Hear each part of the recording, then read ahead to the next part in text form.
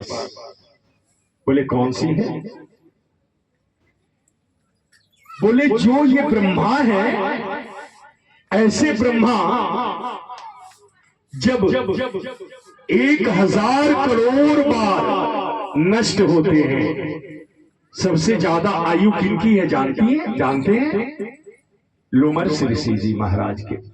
अनुज ध्यान देना, आपकी भी महिमा अहो भाग्य है कि आप सबकी विप्रगण खेला।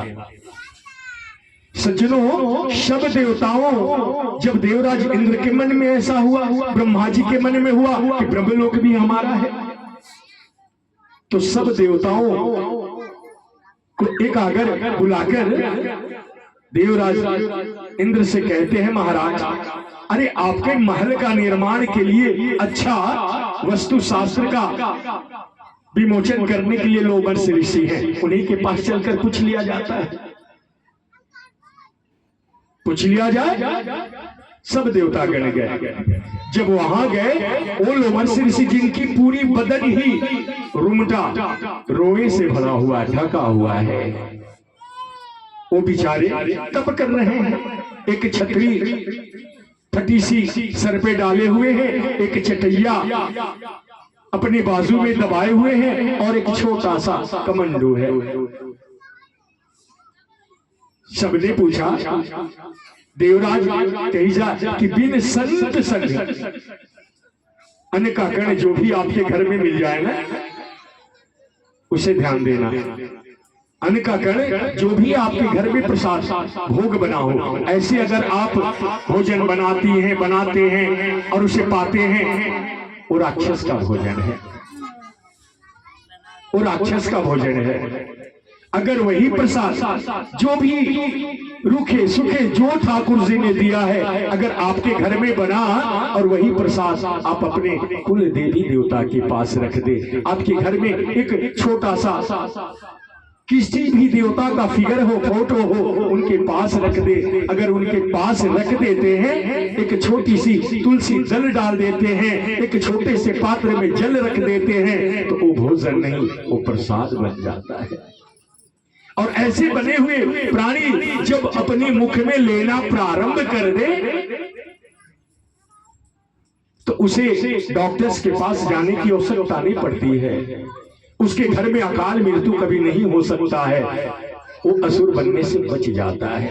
तो बोल दीजिए श्री वृंदावन बिहारी लाल की जय। सज्जनों, माताएं, बहनों, और हमारे इस नगर के परम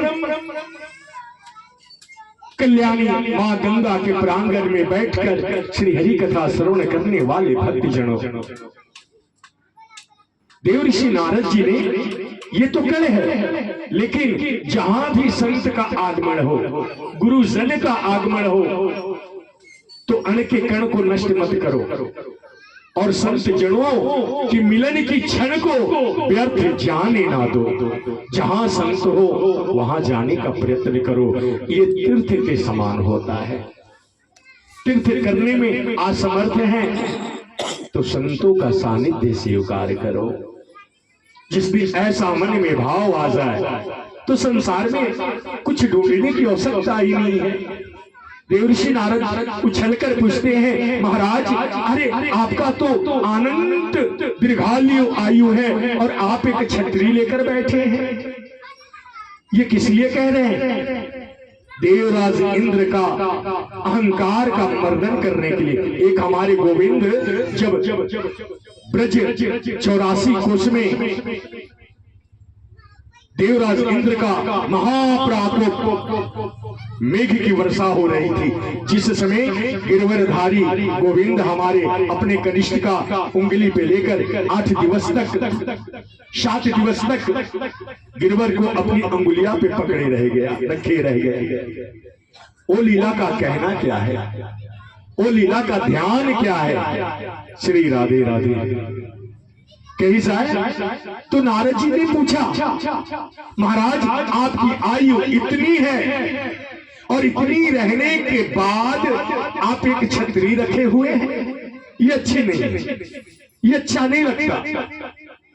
और ये आप अपने बाजुओं में क्या दबा कर रखे हैं?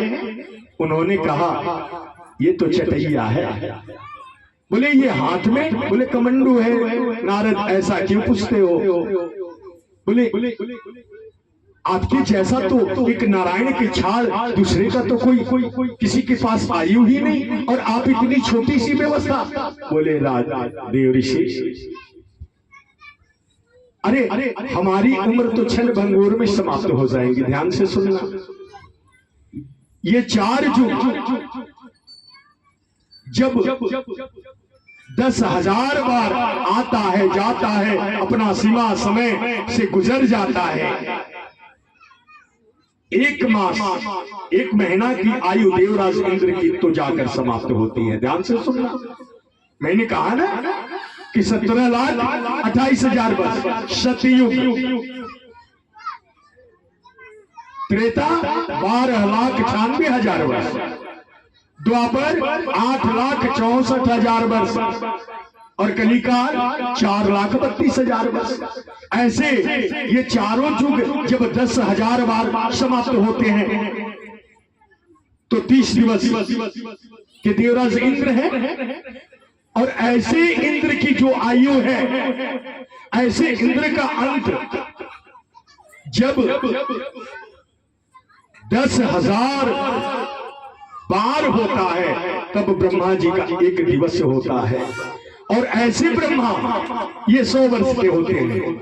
और ऐसे ब्रह्मा का जब 1,000 करोड़ वर्ष तक जब इंद्र का अंत होता है, बार अंत होता है, तब लोमर्ष ऋषि की वदन का 1 बाल टूटता है, केश टूटता है।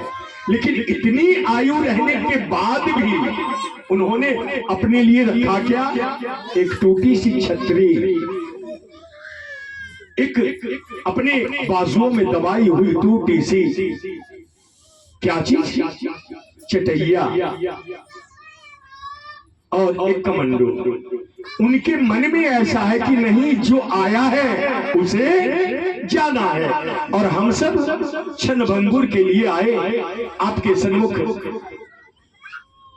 आपके ससुर जी आए थे, सासू मैया थी, ज्येष्ठ थे, जेठान थी, काका जी थे, काकी जी थी, भैया जी थे, भाभी जी थी, आए और सब चले गए। तो भैया, माता जी और मेरे बंधुओं, हमें और आपको भी जाना है। ध्यान से सुनना। तो जितना समय हमारे आपके पास है, इतने एक बात बताएं, बड़े चिंतन से आप श्रवण करना।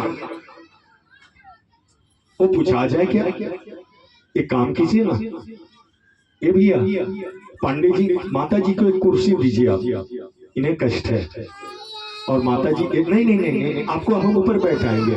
आग्रह है, मेरी भी आग्रह, आप माता तुल्य हैं हमारी।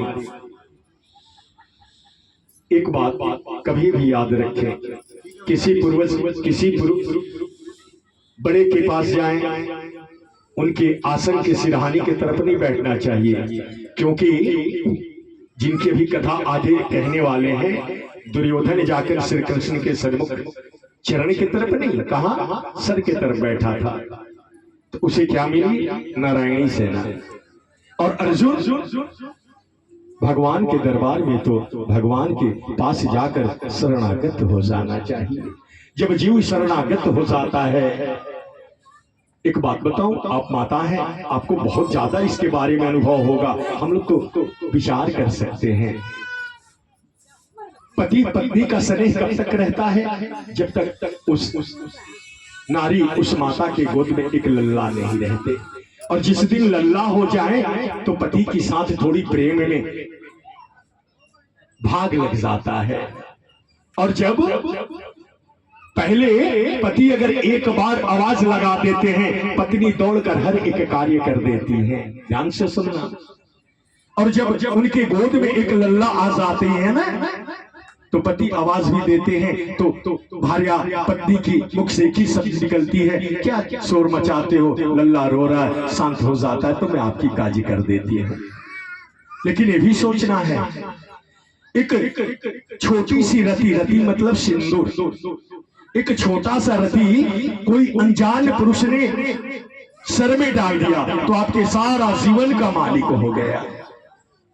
लेकिन ये कभी सोचा है कि जिन्होंने इस वदन में रक्त ही रक्त समावाहित भर दिया है, वो तो जगत के स्वामी है, वो तो जगत के पति हैं, वही तो हमारे ठाकुर जी हैं जो हमारे अनुज सेवा कर रहे हैं।